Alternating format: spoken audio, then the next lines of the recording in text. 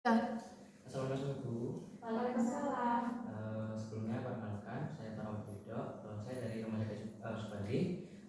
Tujuan saya di sini itu ingin melakukan penyuluhan terkait KB pada Ibu. Nah, sebelumnya kalau boleh tahu dengan Ibu siapa? Saya Nabila.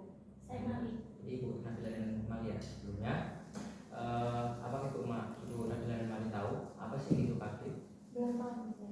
Jadi belum tahu ya. Nah, jadi KB itu terdiri dari keluarga berencana. Nah, KB ini merujuk pada upaya yang dilakukan pasangan. Jadi ibu bersama suaminya untuk mengatur jumlah dan jarak terkait kelahiran anak. Jadi tujuan dari KB ini adalah untuk memberikan kontrol atas kehamilan agar sesuai dengan keinginan dan kemampuan yang dimiliki oleh pasangan. Nah, sebelumnya apakah ibu tahu terkait macam-macam KB? Belum tahu, Mas. Nah, jadi KB ini banyak yang macamnya Bu ya. Salah satunya adalah pil KB. Nah, pil KB ini merupakan alat kontrasepsi yang paling umum digunakan.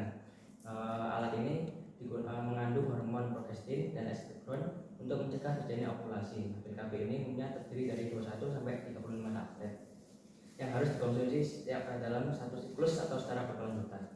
Nah, pil KB ini memiliki kelebihan dan kekurangan. Salah satunya adalah kelebihannya tingkat efektivitas tinggi dengan persentase kegagalan hanya 8%. Jadi pil KB ini sangat efektif digunakan untuk ibu dan bapak. Yang kedua, haid menjadi lancar dan kram berkurang saat haid. Tetapi ada pula jenis pil KB yang dapat menghentikan haid. Nah, juga di sini ada kekurangannya terkait pil KB ini. Yang pertama adalah tidak dapat mencegah penyakit menular seksual. Dan yang kedua, dapat menimbulkan efek samping seperti naiknya tekanan darah, terus pembuluh darah, keluarnya bercak darah, dan payudara mengeras. Nah, yang ketiga, tidak cocok untuk wanita dengan kondisi medis tertentu seperti penyakit jantung, gangguan hati, kanker payudara, dan kanker rahim. Nah, yang kedua ini ada kondom.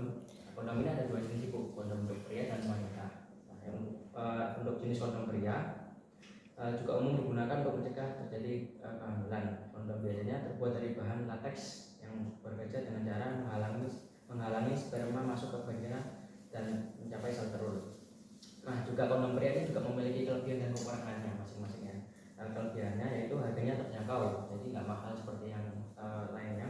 Dan yang kedua praktis, jadi digunakannya cukup tidak ribet gitu ya. Yang ketiga dapat mencegah penyakit menular seksual. Jadi kan yang pil KB tadi kan tidak dapat mencegah penyakit menular ya. Yang keempat mudah diperoleh di toko apotek. Jadi ibu sama bapak ini gampang kalau mau cari kondomnya. Terus yang kekurangannya, yang pertama tingkat kegagalan mencapai 15%, terutama saat penggunaan kondom kurang tepat. Jadi kalau menggunakan kondom ini rawan kalau gagal ya. Jadi tidak efektif seperti itu tadi. Terus yang kedua hanya bisa digunakan sekali dan harus diganti setelah ovulasi. Jadi nggak bisa hanya sekali pakai lah intinya ya. Terus yang ketiga ada suntik KB. Tentu biasanya ibu kan gak asing ya kalau suntik KB namanya. Suntik KB ini merupakan alat kontrasepsi yang mengandung hormon progestin dan mampu menghentikan terjadinya ovulasi. Berdasarkan periode penggunaannya ada dua jenis untuk suntik KB ya. Ada yang 3 bulan dan 1 bulan. Kelebihan dan kekurangannya, yang pertama kelebihannya lebih efektif dan praktis dari pil KB. Jadi suntik KB ini lebih praktis daripada pil KB tadi. Dan tingkat kegagalannya pada suntik KB ini 1 bulan bisa kurang dari 1%. Dan untuk kekurangannya harganya lumayan mahal ya kalau suntik KB ini. Dan yang kedua perlu kunjungan secara rutin ke dokter. Jadi kan tadi ada yang 3 bulan 1 bulan.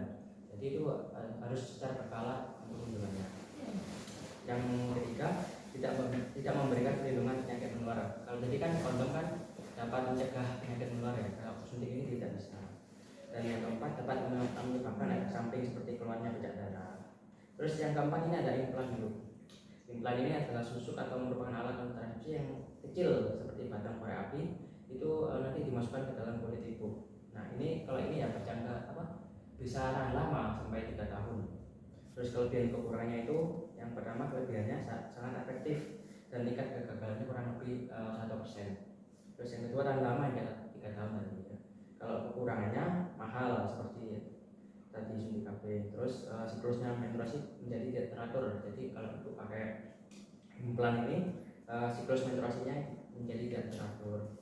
Yang ketiga resiko memar dan bengkak pada kulit, karena ini tadi kan implan dimasukkan ke dalam kulit ya. Jadi ada risiko untuk terjadinya bengkak pada kulit. Terus tidak memberikan perlindungan terhadap penyakit menular seperti yang lain. Jadi ya, kecuali kondom tadi ya, ini juga tidak dapat mencegah terjadinya penyakit menular. Terus yang kelima ada IUD. IUD ini merupakan alat kontrasepsi berbahan plastik dan berbentuk menyerupai huruf T yang diletakkan di dalam rahim.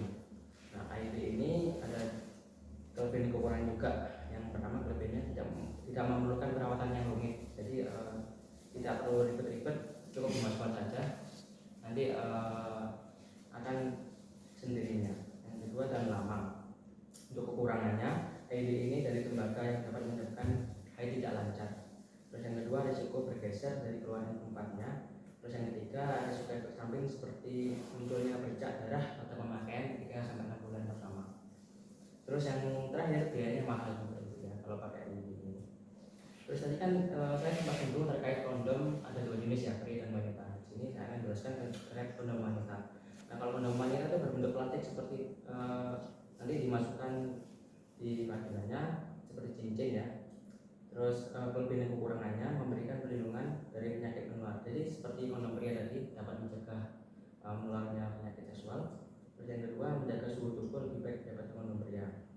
Untuk kekurangannya kurang efektif daripada kondom pria. Muncul bunyi yang mengganggu saat digunakan. Sama seperti kondom pria tadi, ini hanya sekali pakai ya. Terus untuk tingkat gagalnya mencapai 21%. Nah, mungkin itu saja untuk macam-macamnya.